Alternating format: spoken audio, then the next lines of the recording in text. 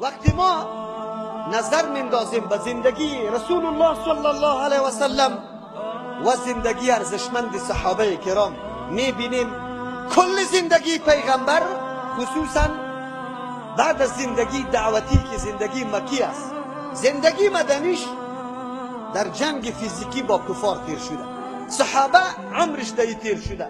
ما به نام شهدای تاریخ اسلام کتابای ضخیم نوشته بکنیم هنوزم کم است. داریم انسان الله من حیث خلیفه در روی زمین پیدا کرده. خلیفه نافذ کننده اوامر و احکام الله در روی زمین است و نفاذ حکم الله بدون جهاد قطعا امکان پذیر نیست. از او خاطر پیغمبر علیه السلام یک عمر زندگی دعوتی خدا بعد از اینکه هجرت میکنه مکان و مقام و پشتوانه پیدا میکنه برای جاری ساختن جهاد. بعد از اعلان جهاد میکنه 10 سال عمر رسول الله صلی الله علیه وسلم شب و روز در مبارزه تیر شده.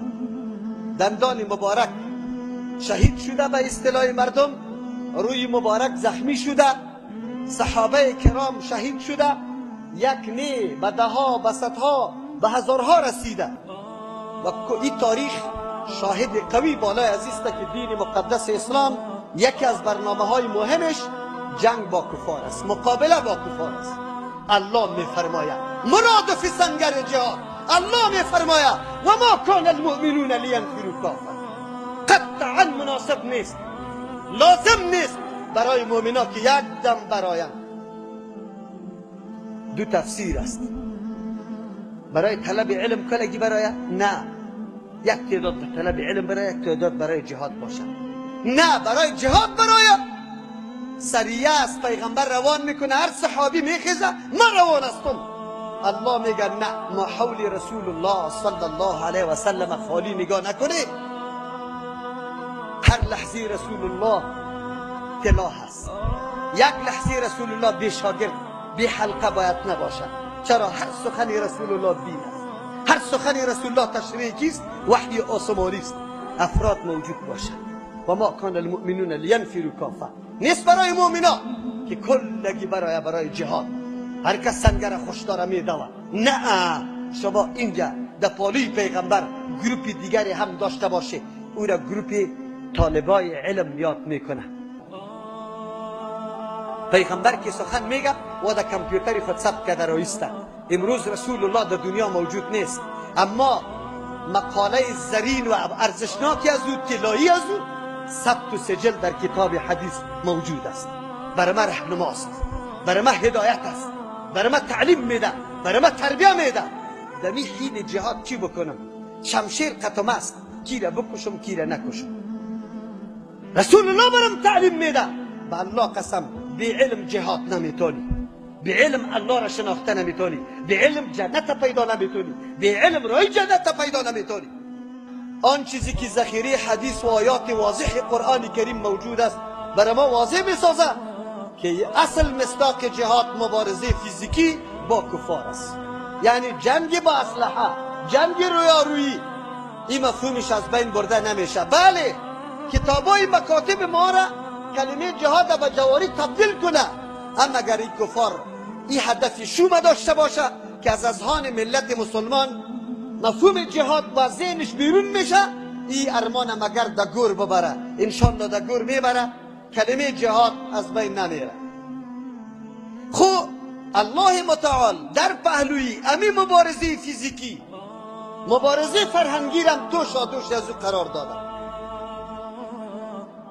برای کامیابی اسلام دو دستی که مبارزه میکنه عمل میکنه، یکی دست فیزیکی و اسلحه است، دیگر دست علم است. بلکه این مبارزه فیزیکی زمانی کامیاب میشه که مبارزه علمی صورت گرفته باشه. کسی که جهاد میکنه مفکوره داشته باشه، هدفی داشته باشه، محض امو تو روان نباشه کرکرانه. اگر مبارزه کرکرانه باشه انجام و عاقبتش طوری میشه مثل که ما به چشم سر دیدیم. مبارزه کردیم، به هزارها افراد ما در راه مبارزه با کفر و طاغوت جهان امروز که از او که در قدرت بزرگ نبود روس ما شهید دادیم، مبارزه کردیم، اما نتیجه مبارزه از دام یک کفر در دام کفر دیگه غلطیدن، هیچ چیز دیگری ندیدیم. او کفر برملا بود، خرس قطبی هیچ چیز یاد نداشت، بنگی بر آلا آمد میگه ما مسجد نمیمانیم، سه چیز براتون خوش میکنه، فقط خانه و کالا و بگوی نان طعام خیر و خلاص، دیگه چیزا به درد نمیخوره. خوردم فهمید، بزرگم فهمید، ملام فهمید، دیقانم فهمید، چوپانم فهمید که مردم دین ما را از بین میبره. اما افسوس است که امروز مبارزه ما با این طور کافری است که در لباس کمک و همکاری آمده، سند و امضا را از تو ملا و از تو قماندان و از تو آمر گرفته و آنقدر از مهارت کار گرفته که برای باقی ماندن خودم امضای تو ملا و تو حاجی و تو صوفی را گرفته در زیر خیمه بزرگی. یا این قدر مکار است. خطرناکترین دشمن برای ما، برای از بین بردن مفکوره اسلامی، همین دشمن است. باید مسلمان این دشمن را بشناسه، خود بشناسه. اگر نشناختی بای داده ای، میدان از دستت رفته، وظیفه و مسئولیتی تا ادا نکردی، نمیتونی تو باز سبا روز دفاع از غیرت خود، از عفت خود، از دین و مفکوره خود بکنی. این گپ باز غلط است. آبی زیر پلال است، یک وقت پای میمانی تا زانو را غرق میشی. این طور دشمن است. این دشمن باید بشناسیم. توسطی که شناخته میشه. امی دشمن کی برای ما معرفی میکنه؟ این دشمن کتاب الله برای ما معرفی میکنه. ولی با تاسف که حتی به سطح ملای ما آیت قرآن در ذهن خود نگرفت. ولن ترضى عنك اليهود ولا النصارى حتى تتبع ملتهم. الله میگه، الله، من نمیگم. الله میفرماید هرگز از تو یا رسول الله صلی الله علیه و سلم یهود و نصارا خوش نمیشه تا ای که ملت از یارا پیروی نکنی. خوشی از یا وقتی از تو میشه تو را تمجید میکنه، پشتی تا میزنه، آفرین برات میگه که ملت از یارا بپذیری. زمانی که تو در شعار انتخابات خود اول تحقق دموکراسی نوشته کردی، او وقت بازی یهود و نصارا سیل کمک برات اعلام میکنه، دروازه کمک اعلام میکنه که تو در جای کتاب الله و قانون الله دموکراسی را بپذیری. و امروز پذیرفته، نپذیرفته؟ پذیرفته. وعده قرآن است. خو الله چی وعده کرده ما و تو مسلمانه؟ دنبال آیت چی میگه؟ الله چی میگه بعد از این که ما تو را خبر میکنه از مکاید و دسیسه یهود و نصارا، از راز پنهان یهود و نصارا که برای ما تو میگه ولن ترضى عنك اليهود ولا النصارى حتى تتبع ملتهم قل ان هدى الله هو الهدى. تو چه رقم مسلمان باشی، چه رقم مؤمن باشی، تو باید استاد شوی و بگویی که هر قسم نظریه و مفکوره ولو که از هر شخصی باشه، از هر نفر باشه، خبره باشه، دانشمند باشه، هر کس باشه، پیش ما قابل قبول نیست. قل ان هدى الله هو الهدى. برنامه هدایت، پروگرام نجات و نیکبختی و سعادت فقط و فقط هدایت الله است. پروگرامی که الله برام رای کرده. من دیگه نظام نمیپذیرم، نه به نام دموکراسی اسلامی نه به کدام نام دیگه. من فقط یک قانون که الله برام روان کرده مرا مامور ساخته برای تابعداری از او و او تعبیر به وحی میشه. این وحی میاد دو قسم شده، یکی تعبیر به کتاب الله و دیگه به حدیث و سنت رسول الله صلی الله علیه و سلم. با جز از این دو راه و منهج دیگری ندارم، قانونی دیگری ندارم و نمیپذیرم. اما ببینی ملت ها چه قسم تسلیم شده، با کدام عنوان پذیرفته؟ داد از دموکراسی زده میشه، از قانون قرآن زده میشه، کدام حکم الله اینجا تطبیق میشه، قاتل قصاص میشه، شرابخور داره زده میشه.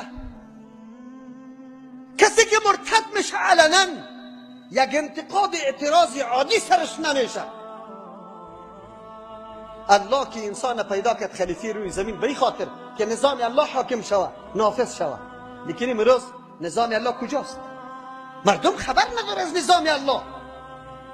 به تفسیر قرآن و فهم قرآن دسیسه های متنوع جور میشه ما امروز دارالعلوم به نام عمر ابن عبدالعزیز 2 ماه پیش ما بنیادش گذاشتیم و شروع کردیم. تقریبا چیزی زاید از 100 نفر از خواهرها و بچهای جوان ما در اینجا برای از اینکه تقویت شود علم قرآن و حدیث، لغت عربی، صرف و نحو، عقیده و حدیث در اونجا خوانده شود که تا این ملت با این کتاب آسمانی آشنایی پیدا بکنه، تعلیمات رسول الله صلی الله علیه و سلم بشناسن که چه قسم ما عمل بکنیم.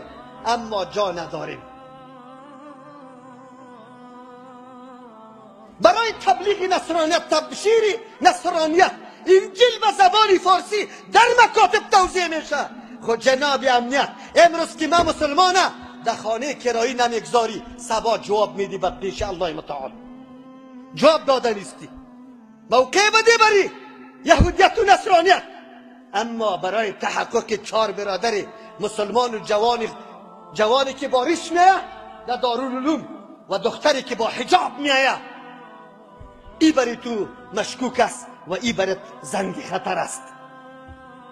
یهودیت زنگ خطر نیست، نصرانیت زنگ خطر نیست. رسانه های کفری و الحاد که شب با روز با جز از او رسانه هایی که بچم که در او چی نشر شوه و فعالیت میکنه، ای براتون زنگ خطر نیست. زنگ خطر اینجا است. خیر است، این روزها تیر میشه، این ساعتها تیر میشه. ما از مبارزه خود خسته نمیشیم. ما در یک زمستان از زمستان از زمستانی که فرا میرسید تیر ما چند مرتبه ما کوچکشی داشتیم. نه از امنیت آرام ماندیم، نه از حوزه آرام ماندیم، نه از مترجم قرآن آرام ماندیم، از مفسر قرآن آرام ماندیم. او هم بر ما غم جور شد، گفت از نزدیک ما کوچ بکن. عالم هم ما را آرام نمون، گفت از اینجا کوچ بکن، اینجا به دارالعلومتان نباشه. کلانای جهاد ما هم شنگ خود نشان دادن و ما را آرام نگذاشتن. اما دسیسه ها پنهان باقی نمیمانه. اگر امروز پیش مسلمان پنهان است، صبا انشاءالله در قبر پیش الله آشکارا میشه. در پیش مخلوق الله تو به نام مجاهد استاد میشی، بازی شاهدی نمیدی. ما خو ایران به این ماندیم که چه قسم وجدان باشه که درس قرآن و حدیث آدم توقف بده، چه قسم وجدان باشه، چه قسم غیرت باشه که در او جایی که درس قرآن و حدیث روان باشه تو بگوی که از اینجا کوچ بکنه. ما هم به امور حوصله میکنیم، صبر میکنیم. ما زمانی که عقیده را پذیرفتیم انتظار ای کشمکش داره و به دل و جان پذیرفتیم. الله ما را ثبات نصیب بکنه، عافیت نصیب بکنه، ما را مواجه امتحانات بزرگ نسازه، چون بندگان خیلی عاجز هستیم، توانمندی قوی نداریم، اما انتظار این مسائل داریم. خسته نمیشیم انشاءالله. برای مبارزه خدا، برای پیشرفت خدا به هیچ وجه الا کدنی نیستیم. ما انشاءالله به قربانی حاضر هستیم و ما افتخار میدانم انشاءالله. ای کاش که الله برای ما لحظه عمر نصیب بکنه که ما در جنجال و کشکال دین باشیم. خب فقط و فقط خوف ازیر دارم که ربنا تقبل منا انک انت السمیع العلیم باشی، از ما بپذیری، قبول کنی، وگرنه این لحظه ها را هیچ حراسی از پیشش نداریم.